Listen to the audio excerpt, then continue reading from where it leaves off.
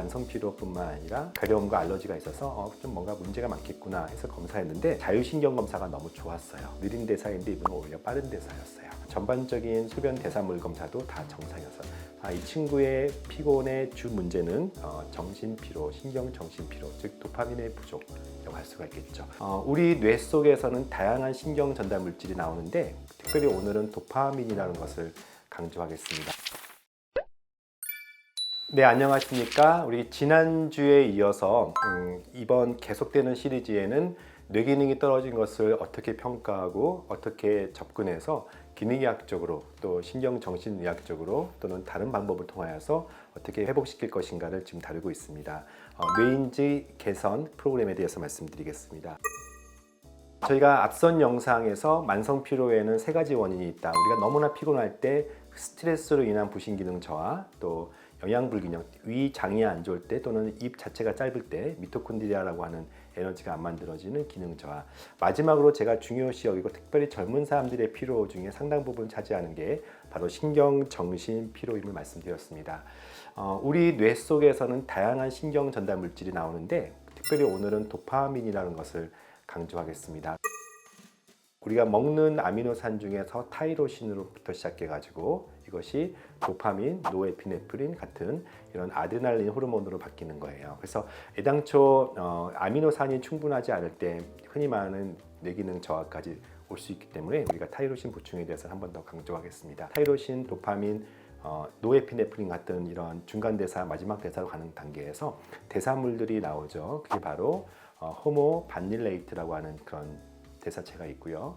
또 VMA라고 알려져 있는 반닐 만델레이트라고 하는 그런 대사체들이 소변에서 나와요. 그러면 그 소변 검사를 통해서 환자분의 또는 그런 증상을 호소하시는 분들의 평가를 할 수가 있는데요. 한번 이 케이스를 볼게요.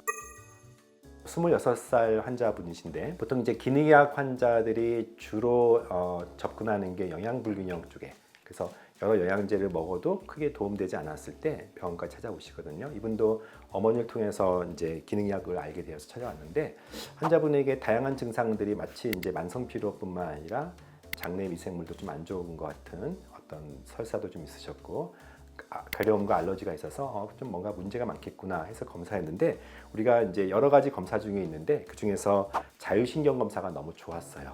그리고 보통 흔히 부신피로일 때, 스트레스로 인한 메가리가 없는 그런 부신피로일 때 대개는 자율신경뿐만 아니라 머리카락 미네랄 검사도 느린 대사인데 이분은 오히려 빠른 대사였어요.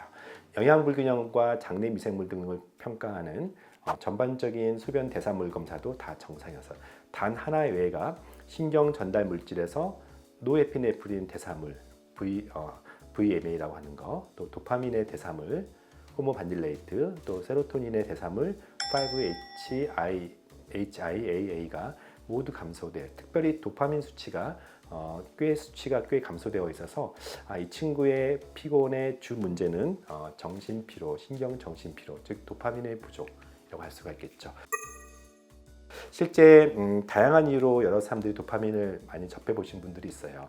가장 대표적으로 ADHD 같은 학생들이 콘서타라고 하는 약, 흔히 메틸페니데레이트라고 하는데 도파민, 노에피네프린, 리업테이크 이니비터, 그러니까 도파민과 노에피네프린을 동시에 올리는데 특별히 도파민을 올리기 때문에 집중력을 좋게 해준다는 ADHD 치료제, 흔히 아토모크세틴과 같이 대표적인 콘서타를 많이 쓰죠. 다만 이제 콘서타가 좀 더 집중력이라고 하는 또는 학습 능력에 도움을 주는 반면에 앞서 만성 피로처럼 느끼고 브레인 포그처럼 느끼는 또 집중력 저하와 또 우울감까지 같이 낮출 때는 증상을 호소할 때는 웰부트린 또는 부프로피온이라고 하는 노에피네프린, 도파민, 리업테이크 이니비터, 우리 몸속에 이러한 두 물질들을 다시 재흡수, 즉 흡수되는 것을 방지해서 신경전달 물질이 이 뇌 내에 충분히 녹도록 할 수 있는 그런 약들을 쓰는 거예요. 상대적으로 도파민 단독 좀 더 포커싱하는 콘서타보다 심장 두근거림이나 이런 부작용이 좀 덜한 편이지만 후유의 증상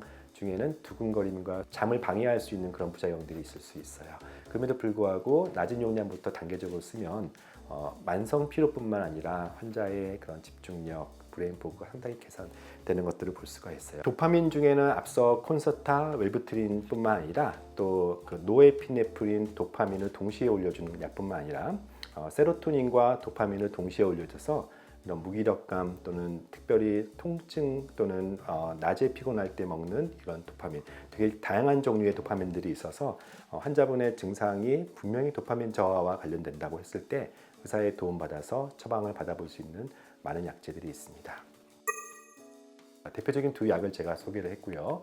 그러나 약까지 내가 먹을 정도가 아니겠다. 약에 대한 좀 부담감이 있을 때 그렇게 해볼 수 있는 대표적인 서플리먼트라고 하는 보충제가 바로 타이로신이에요.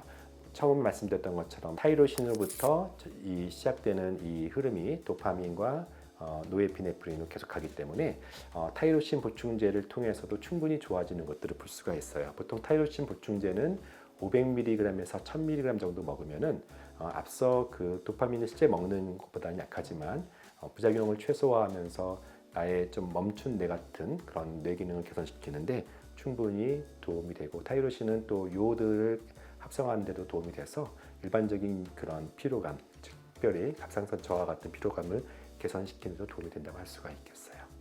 자, 여기까지 오늘 만성 피로와 브레인 포그를 동시에 호소하는 환자들 중에 저희가 앞서 영상에서는 장내 미세물과 해독에 대한 부분들, 그리고 이번 영상에서는 도파민이라고 하는 것의 저하, 집중력과 우울감과 무기력감을 동시에 호소할 때는 이 두 가지가 대표적인 원인이 있어서 한번 검사를 통해서 확인해 보시고 자신한테 맞는 원인에 따라 치료하는 것들을 권고합니다.